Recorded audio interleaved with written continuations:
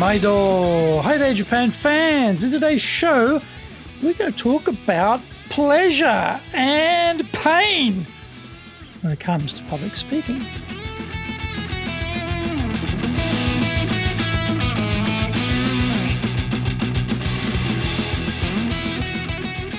Presento Master Shimasho. This is the 4-year-old Presentations Japan Series podcast. We are beaming around the world to you from sunny Minato-ku in Tokyo. And I'm your host, Dr. Greg Straw, your corporate coaching and training guy, committed to your success. I'm the president of Dale Carnegie Training Japan, the best-selling author of Japan Sales Mastery and Japan Business Mastery. Through this podcast, I want to help you to become a better speaker who is clear, confident, persuasive, highly influential with those around you. Don't forget to subscribe. Share this podcast with your family, with your friends, with your colleagues. We are not being sponsored by Libsyn, unfortunately, but we value your privacy, which is why we have our podcast hosted by Libsyn. Unlike many other hosting organizations, Libsyn have a strict policy that does not allow access to your private information by anyone. Here is our daily podcast lineup on iTunes. Mondays, Cutting Edge Japan Business Show. Tuesday, the Presentation Japan Series. Every second Tuesday, Business Touches in the Oshia Show. Wednesday, Sales Japan Series. Thursdays, Leadership Japan Series. Every second Thursday, Business Pro Podcasto.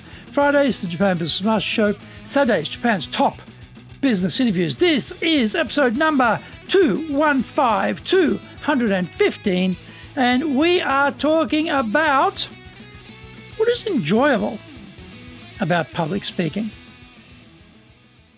For many people, it may seem we are getting into oxymoron territory here. Public speaking? Enjoyable? You must be kidding, mate. Many are called upon to speak, and reluctantly they give their talk without talent, enthusiasm, or particular motivation, a duty, an unavoidable pain, like going back to the dentist for that root canal. As we rise in our careers, the necessity to speak in public goes right up in frequency and length. Unfortunately, no one tells you this is what is on the cards for future you, so you are perpetually unprepared. If we knew this was part of our unescapable future, then we would all get the training and end the misery right there. Even for those who are sufferers, do they seek relief through getting training? No. They just continue blundering forward, wreaking havoc wherever they go, destroying their personal and professional brands. This includes those who are devastated by nerves, quivering, pulse racing, hot flushes sweeping over their body, faces going bright red, knees knocking, stomach queasy, and throat parched. Do they get training? No. They just lurch from fearfulness to fearfulness whenever they are required to speak in front of others. What do we need to fix this? Obviously, training is one part, and so is repetition. Most speeches, though, are one-offs, a one-and-done affair. The speech has been used up for that audience on that day, and then it is shelved forever. So, how do we get repetition? We may not get the chance to repeat the content, but we can give more talks. To do that, though, we have to stop hiding from the chance. As a child in Brisbane, I watched the Three Stooges on black and white television, and one of the jokes would be two of them would step back when asked to volunteer, making it appear that the other one had stepped forward, wanting to do that task. Reluctant speakers are mentally doing the same thing. Whenever the chance to get some repetition comes up, they step back and let others do it. Even if the chance to present to an audience is a one-time thing, that doesn't mean the talk is a one-time thing. If we are smart, we are giving this speech numerous times. We do these without an audience, in private, as a rehearsal for the big event. I competed in senior-level karate competition for many years and would never dream of going onto the mat and doing the kata or prearranged patterns once only, just for the judges. I'd be practicing for months in the dojo, rehearsing that kata over and over again until I dropped. Why would putting your reputation out there in business require anything less?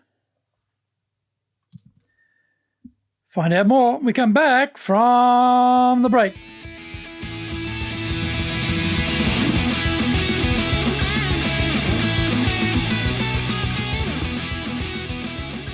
Today's show is brought to you by our public courses, but we also do custom in-house programs. We do these in our Super Safe classroom. We do them live online. We do them in Japanese. We do them in English. Today's show is sponsored by, on the 11th of December, in our Professional Leadership Series, we're looking at problem solving and decision making. Also on the 11th of December, we're doing Adjust to Change.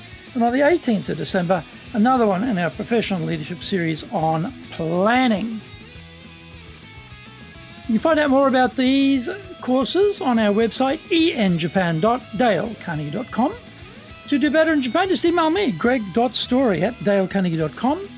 If you like learning by watching videos, we've got over 1,000 for you there at Japan Dale Carnegie TV on YouTube. We're releasing 3 TV shows every week on YouTube. The Cutting Edge Japan Business Show, that's a premiere business show in Japan, comes out every Monday. Fridays, we have the Japan Business Mastery Show. Saturdays, we release Japan's top business interviews, where I interview leaders from SMEs all the way up to the corporate captains of industry on one topic, and that is leading in Japan. Every second Thursday, we release the Business Pro Television Show. Don't forget, get my book, The Bible on Selling, Japan Sales Mastery, and Japan Business Mastery, both available on Amazon.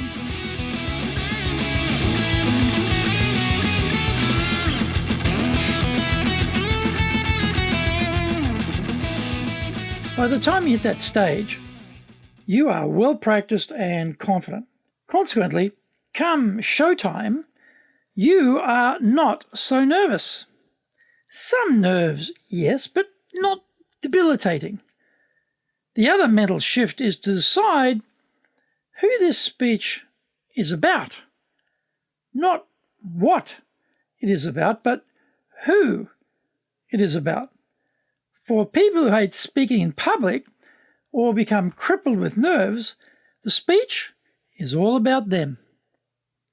It is about their mental trauma, induced by how they feel they'll be judged by the audience, and their deep fears of imminent, unmitigated disaster about to humiliate them for the rest of time.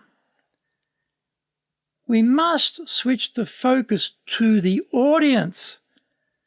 We are giving each person 6 seconds of eye contact, inducing that feeling in them that they are the only person in the room. Hawk-like, we are scrutinizing their reaction to what we are saying. We are judging if they are with us, or do we have to push harder to bring them on board. We are pumping out our ki, or intrinsic energy, into the audience to maximize our body language. We are using congruent gestures to add luster and power to our words.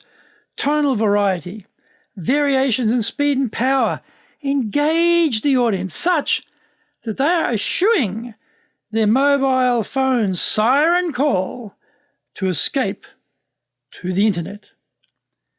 In response, some will smile, nod, laugh at your amusing asides, follow you through the navigation of the talk.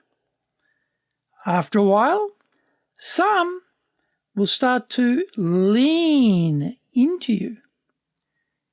It will only be a few millimeters, but what a rush that feeling is when 20, 30, 50, 100 people start doing that at the same time, there is powerful energy in the room. It hits you like a drug, racing through your veins, and leaves you looking for your next hit. This is when public speaking surpasses duty and becomes a real pleasure.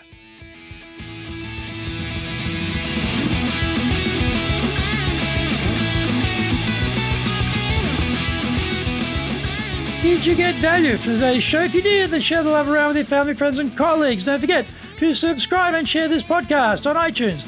Up until the next episode, go out there and apply the learnings from today and become a presentations legend amongst your circle. Thank you for listening, and please tune in next week. Remember, I'm your corporate coaching and training guy committed to your success here in Nippon.